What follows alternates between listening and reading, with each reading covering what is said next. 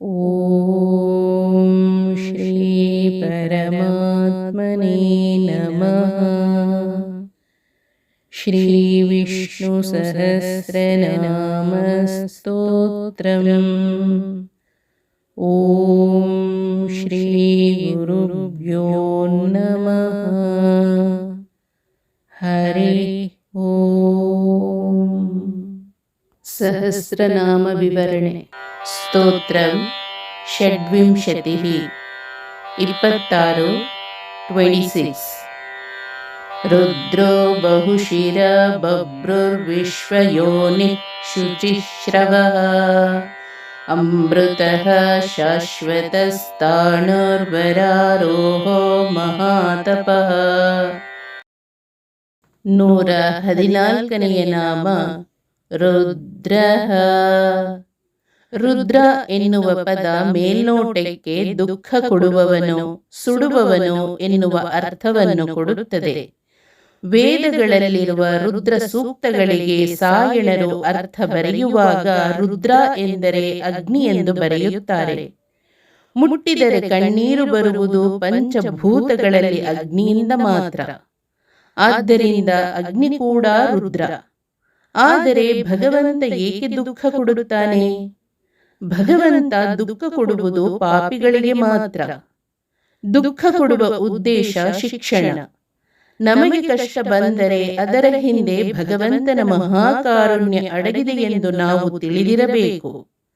ಇನ್ನು ಈ ಪದವನ್ನು ಒಡೆದು ನೋಡಿದಾಗ ರುಕ್ ಪ್ಲಸ್ ದ್ರ. ಇಲ್ಲಿ ರುಕ್ ಎಂದರೆ ಭವರೋಗ ಹಾಗೂ ದ್ರ ಎಂದರೆ ನಾಶಕ ಅಥವಾ ಪಾರು ಮಾಡುವವನು ಎಂದರ್ಥ. ಆದ್ದರಿಂದ ರುದ್ರ ಎಂದರೆ ಭವರೋಗ ನಾಶಕ. ಈ ನಾಮವನ್ನು ನಾವು ರುತ್ ಪ್ಲಸ್ ದ್ರ ಎಂದು ಒಡೆದು ಅರ್ಥೈಸಬಹುದು. ಇಲ್ಲಿ ರುತ್ ಎಂದರೆ ದುಃಖ, ಆದ್ದರಿಂದ ರುದ್ರ ಅಂದರೆ ದುಃಖ ನಾಶಕ. 115ನೆಯ ನಾಮ ಬಹುಶಿರ.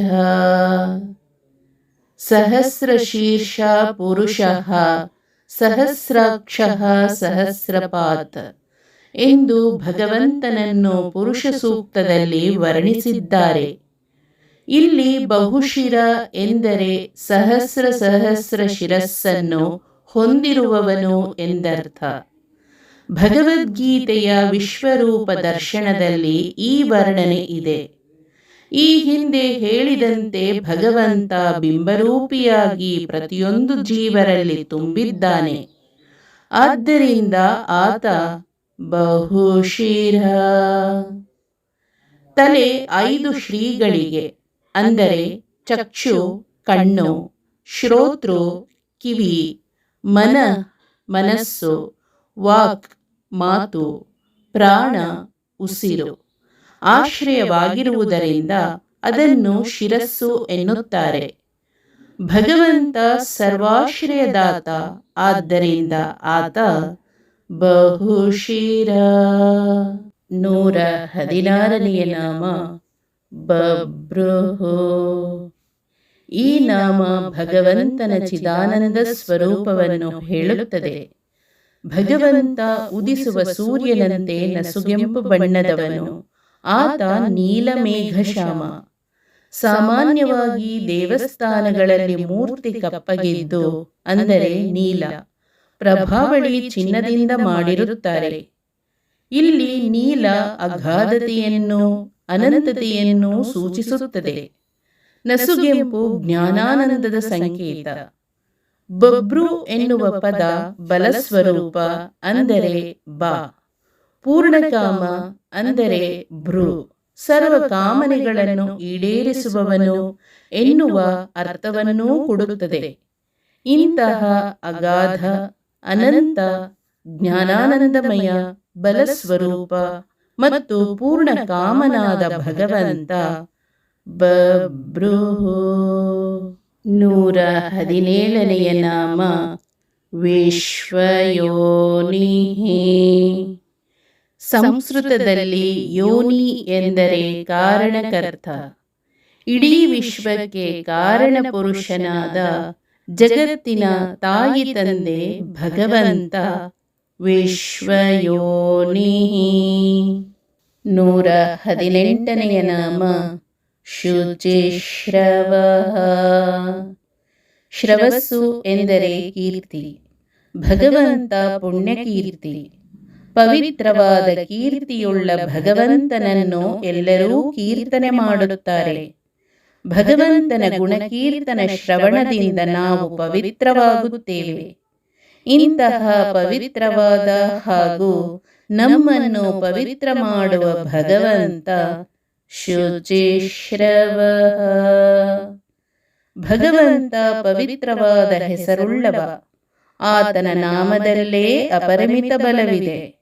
ಇದಕ್ಕಾಗಿ ದಾಸರು ನೀನ್ಯಾಕೋ ನಿನ್ನ ಹಂಗ್ಯಾಕೋ, ನೀನ್ಯಾಕೋ ನಿನ್ನ ಹಂಗ್ಯಾಕೋ, ನಿನ್ನ ನಾಮದ ಬಲ ಹೊಂದಿದ್ದರೆ ಸಾಕೋ, ನಿನ್ನ ನಾಮದ ಬಲ ಹೊಂದಿದ್ದರೆ ಸಾಕೋ, ನೀನ್ಯಾಕೋ ನಿನ್ನ ಹಂಗ್ಯಾಕೋ ಎಂದು ಹಾಡಿರುವುದು.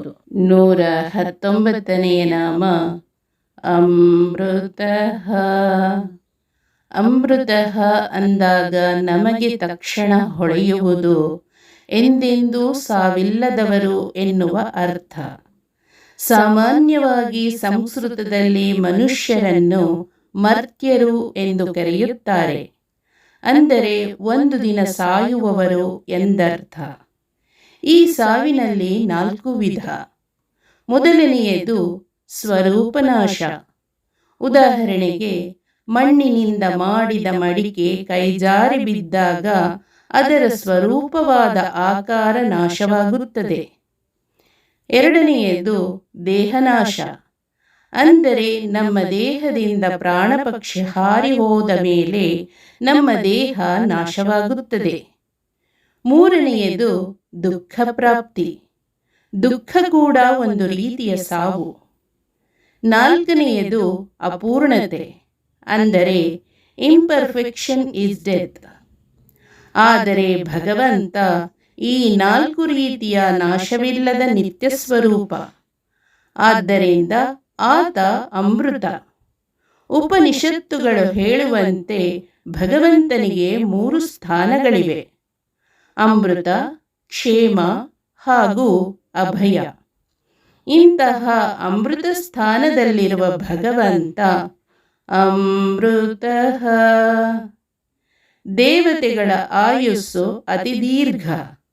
ಅದರಲ್ಲೂ ವಾಯುದೇವರ ಮತ್ತು ಚತುರ್ಮುಖ ಬ್ರಹ್ಮನ ಆಯಸ್ಸು ಮತ್ತೂ ದೀರ್ಘ. ಈ ರೀತಿ ಪ್ರಾಣದೇವರಿಗೆ, ಚತುರ್ಮುಖನಿಗೆ, ದೇವತೆಗಳಿಗೆ, ಮುಕ್ತಿ ಪಡೆದ ಜೀವರಿಗೆ ಅಮರತ್ವವನ್ನು ಕರುಣಿಸಿದ ಲಕ್ಷ್ಮೀಪತಿ ಭಗವಂತ ಅಮೃತಃ. ಹರಿ ಓಂ. ಶ್ರೀಕೃಷ್ಣಾರ್ಪಣಮಸ್ತು.